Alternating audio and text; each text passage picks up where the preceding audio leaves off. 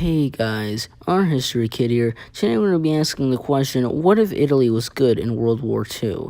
Now, before I start the scenario, I just want to say, sorry for not uploading last week. I was gonna, but the video I was working on didn't really work when I actually realized it, so I had to scrap it, and now I'm working on this video. Okay, let's get to the scenario. This is a map of Europe after the First World War, and here is Italy on that map. Now, Italy was taken over by a fascist regime led by the Benito Mussolini, who, he wasn't really a smart guy. He would hire his own friends as generals and put them in the high command, and he sought to reunite the Roman Empire. Of course, he never got that done, instead only being able to conquer Ethiopia and Albania.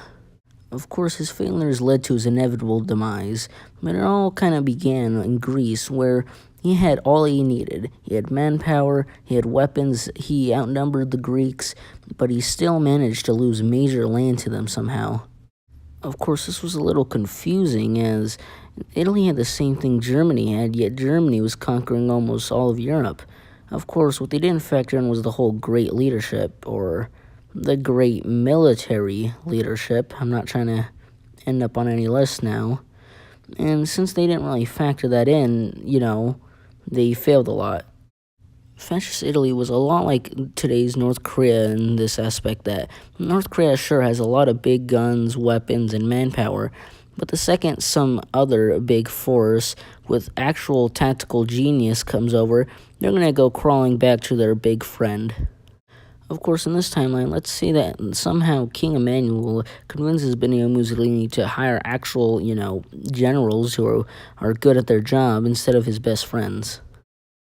This would dramatically change the way the war went, as Italy was the laughingstock of every country, with Winston Churchill even saying that he was the soft underbelly of Europe. But of course, with a smarter Italy, this Italy wouldn't be a soft underbelly but a hard shell. The first months would be the same as it was in our timeline, with Germany annexing Czechoslovakia, and then attacking Poland, and then attacking the Nordic countries, and then attacking Belgium, Netherlands, and France. But of course, it all comes down to the African campaign. Of course, let's say Benito Mussolini gives actual good orders whenever they say invade Egypt, and he also orders an attacking on the Sudan using Ethiopian and Italian troops. It's fairly easy to say that Italy would win the southern front, quickly taking over Sudan and Kenya, as they outnumbered their troops there a lot, and they would most likely create actual supply routes in Egypt this time around, seeing it as a need, given that they are invading a country that is mostly desert. Of course, with the capture of the Suez, this would mean a victory in the North African campaign. With British forces being completely cut off, it is likely that Egypt, Sudan, the Levant, Oman, and Yemen would all fall to the Italians, including British Somalia. Of course, they would still invade Greece in our timeline, which might be even quicker, as British aid wouldn't be able to go after the Suez fell.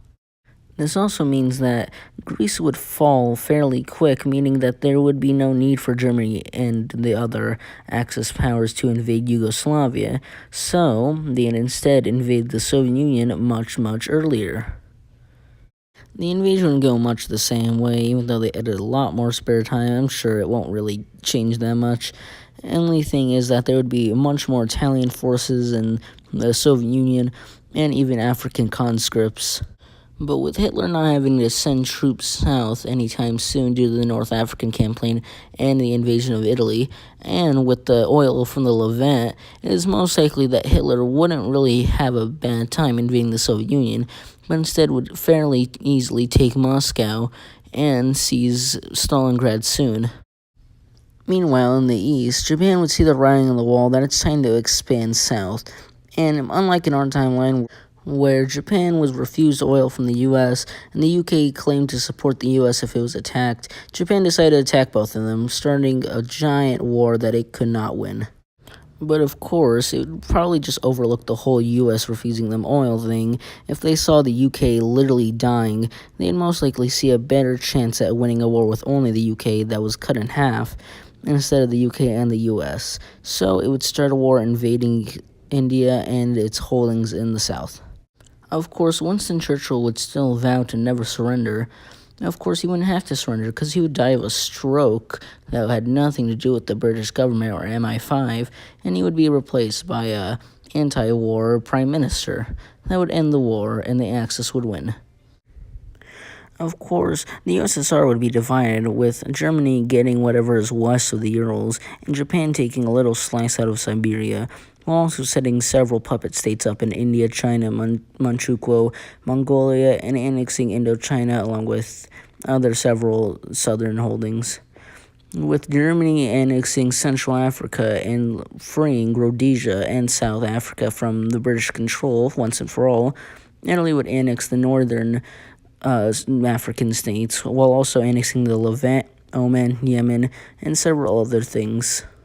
But of course, there are rumors that the Axis powers are planning a surprise attack on the United States. But that's just a rumor, and it's a video for another time. Comment any alternate history ideas you may want me to see on this channel. Like if you like this video, subscribe if you want to see more content like it, and I'll see you guys next time. Bye.